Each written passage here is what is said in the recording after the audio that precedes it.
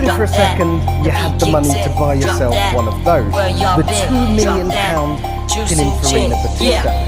Rimac Nevera based, Italian designed, pure electric hypercar. What would that be like? Well, today we're going to engage our imaginations and find out.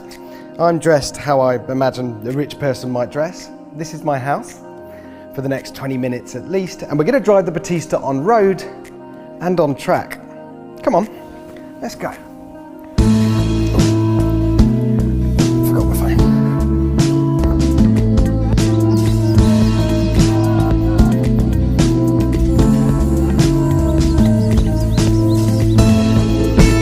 Okay, a quick lesson in how to start up the Pininfarina Battista. The first thing you do is jab this dial here.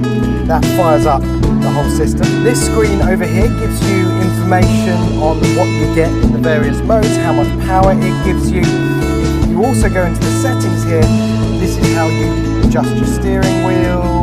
It's also how you adjust your seat. And this screen over here, this gives you your audio settings, your sat nav, but most importantly on a day like this, your aircon. And that's about it. Spin this dial to D, and we're off. So, we're in Miami, playground of the rich and famous. That house back there, by the way, on sale, with one Sotheby's for $7 million if you fancy it. But who cares about bricks and mortar? You got 1900 horsepower to play with. And actually, let's start there with the numbers. Let's get them out of the way early doors because they're unavoidably impressive. I have at my disposal 1900 horsepower, 4 electric motors, one for each wheel, and a T-shaped 120 kilowatt hour battery running behind the seats and down the spine of the car. 0 to 60 miles an hour takes sub 2 seconds, 0 to 186 miles an hour takes less than 12, and total range is around 300 miles if I drive like a retiree. You can also charge from 0 to 80% in 40 minutes if we can find a point that's powerful enough. Charging, if you buy a Battista, won't cost a thing, by the way. You're given a card that lets you access any public charging point for free. Nice touch. You should recoup your $2 million in, several thousand years. So it's fast. Premier League fast, but quarter miles and lap times, they're not really the Battista's main concern. The car that it shares its carbon tub, its electrical architecture, its powertrain with the Rimac Nevera, now that is the tech geek's wet dream. This is supposed to be more about old school luxury, an outrageous surplus of performance, sure, but a classically beautiful design, the world's finest materials and endless customization options that Pininfarina claims means no two of the 150 car run will ever be the same. It might be electric, but the Battista still makes noise, pumping it out through 2 external speakers and the internal 12-speaker sound system. And get this, the sound increases in increments of 54 Hertz because that's a multiple of 432 Hertz, which is considered to be the purest sound in the universe. Utter marketing crap or actual value to the customer? You decide. Okay, so let's flip it into Furiosa mode for maximum noise. And it sounds good, it sounds interesting. It's like the car's breathing or throbbing. It's, if nothing else, a good conversation starter down the Polo Club later on. And the news from downtown Miami is this car is ridiculously easy to drive.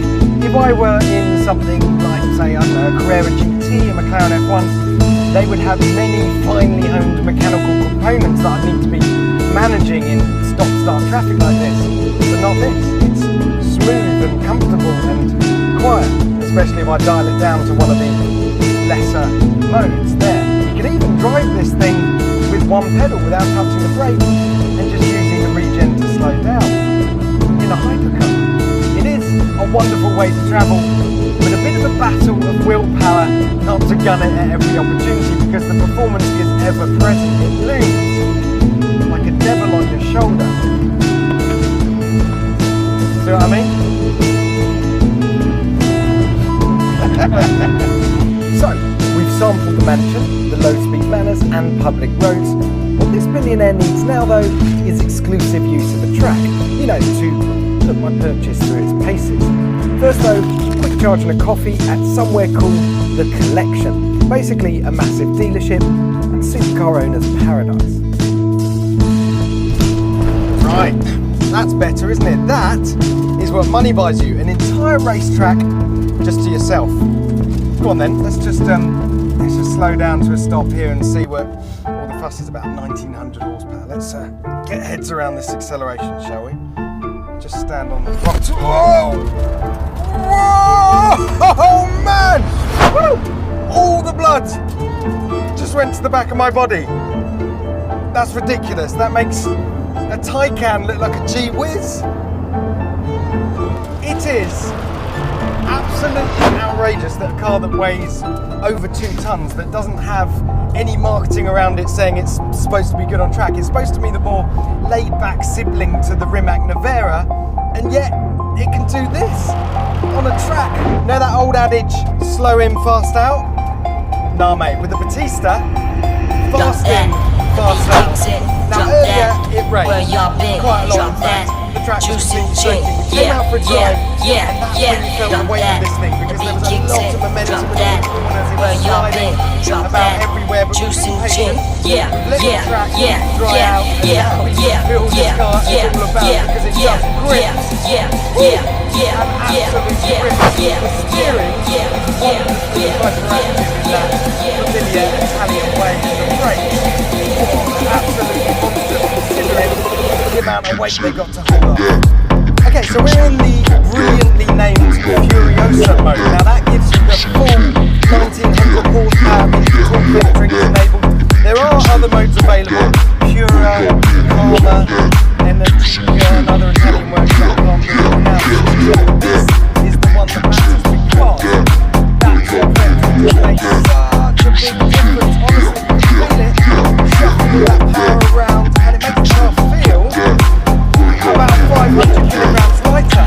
Now the only thing that I can compare this experience to is driving the prototype with the Lotus Evija, but that was a completely passive car. There were literally no electronics switched on, no ABS, no traction control, definitely no torque.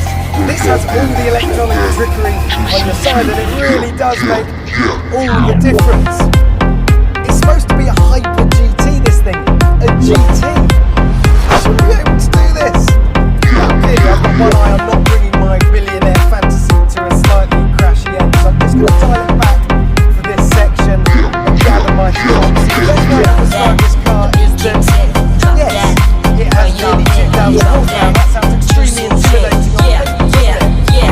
And it is quite intimidating if I'm honest, because in a straight line, acceleration's unlike anything I've ever felt. It did a launch earlier and it spun up its wheels in a straight line with the traction control on. You're constantly slightly wary that you have a power station's worth of grunt under your right foot, but in the right conditions, in the dry, when it's got a chance to really grip into that road, that's when this thing's astonishing. The computer, the technology that goes into making this chassis, the batteries, the motors, everything work together. It's just an amazing engineering achievement that's wrapped in this beautiful, beautiful body. Now I don't suspect many Batista owners are going to be queuing up to take their car to their local track day, but I tell you what, if they do, they're in for a bit of a surprise, because this thing has surprised me around every single corner today. It's not supposed to be this good, a car that's this fast, this powerful, this intimidating, and this heavy, but go on, do the right thing. Use your car properly. You'll have my respect forever. Clearly, owning a pure electric hypercar has certain limitations. Lack of noise, limited range, not being able to bang up and down the gearbox, to name just a few. But the thing is, at this end of the market, it's all about conjuring up an experience that lodges in your brain. And I'm telling you, it is impossible to drive this car without being mesmerised. Besides, if you got one of these on order, you've probably already got an Aston Martin Valkyrie on order, probably a Gordon Murray T50, maybe even a Koenigsegg Fiasco.